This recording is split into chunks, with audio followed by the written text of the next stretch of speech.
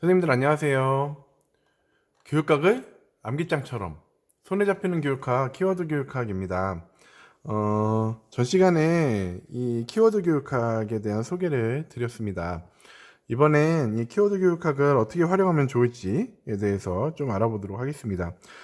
이 키워드 교육학은 여기 보시는 것처럼 키워드 중심으로 숙지를 하고 싶거나 아니면 기본 이론 수강을 하신 다음에 내용이 정리되지 않을 때, 그리고 이론의 수업량이 너무 방대해서 간략하게 정리하고 싶을 때 활용을 하시면 좋고요.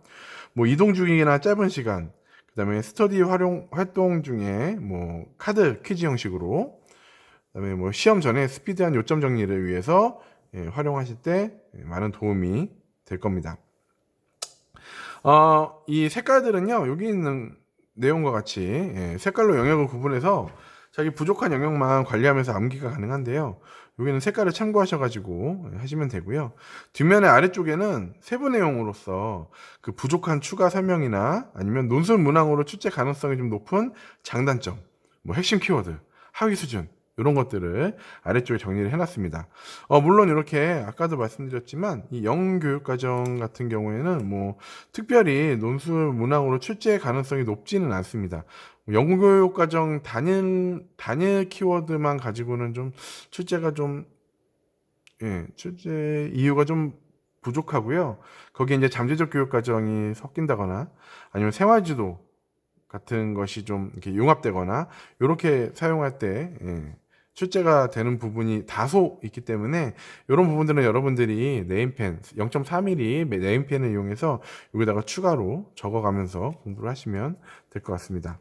자, 그러면 이 키워드 교육학을 가지고 실제로 공부를 어떻게 하는지 한번 알아보도록 하겠습니다. 한 세네 가지 방법들이 있는데요. 제일 처음에는 예를 들면 교육행정을 한번 볼게요. 교육행정을 보면 이 뒤에 있는 내용들을 쭉 읽어보시면 이게 뭐에 대한 내용인지 기억이 나실 수도 있고 안 나실 수도 있어요. 그래서 뒤에 있는 내용들을 그냥 전체적으로 보시면서 이게 뭔지에 대한 것들을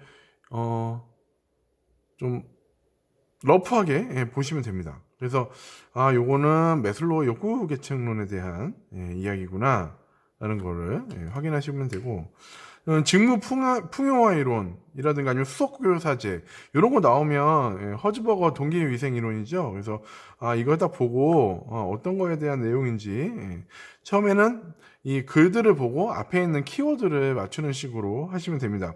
성과기대, 보상기대, 그리고 유인가가 가장 핵심적인 단어죠. 요거는 허쉬 브랜차드 상황적 지도자론이고요. 그 다음에 동기와 능력, 과업행위, 관계성행위. 그러니까 동기가 낮고 능력이 낮으면 과업행위가 높아지고 관계성행위가 낮아지는 경우에는 이제 지시형에 맞는다라는 뭐 이런 블룸의 기대 이론에 대한 내용인데요. 이런 내용들이 이제 뒤에 나와 있습니다. 그래서 이 뒷면을 보시면서 요거에 대한 그 키워드를 맞춰 나가시면 됩니다. 그래서 이 전체를 이제 교수 학습 이론 같은 경우에는 이렇게 뒤집어서 이거 하나하나마다의 이론들이라든가 이런 것들을 하나하나 그냥 키워드가 뭔지만 맞추시면 돼요. 이렇게 뒤집어서 맞추시고, 자, 이렇게 해서 어느 정도 암기가 좀 됐다 하시면 그 다음에는 이제 앞에 있는 키워드를 보고 뒤에 있는 설명을 해보시면 됩니다. 예를 들면 변혁적 지도성과 분산전 지도성의 차이를 한번 앞에 있는 키워드를 보고 뒤에 있는 내용들을 좀 맞춰보면 변혁적 지도성 같은 경우에는 약간 이제 카리스마 있고 목적 중심의 지도성을 발휘하는 것이라면, 이제 분산전 지도성 같은 경우에는 권한과 책임 이런 것들을 좀 많이 이제 중시하는 거죠. 그래서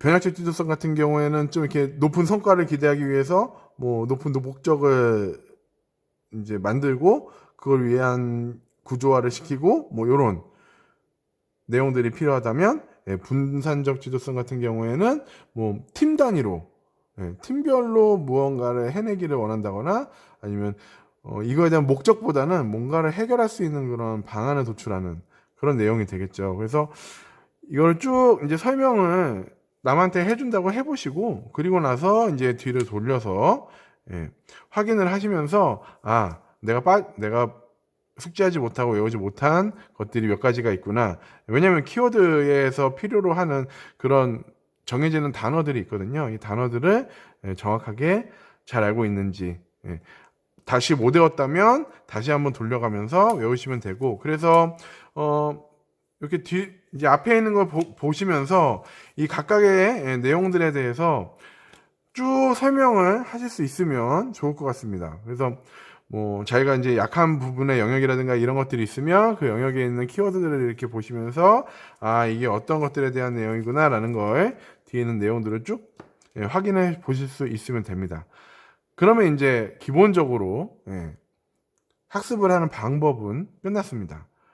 그럼 결국에 이제 요거를 다 암기장처럼 가지고 다니시면서 외우게 되면 119개의 키워드를 여러분들 외우게 되시는 거죠.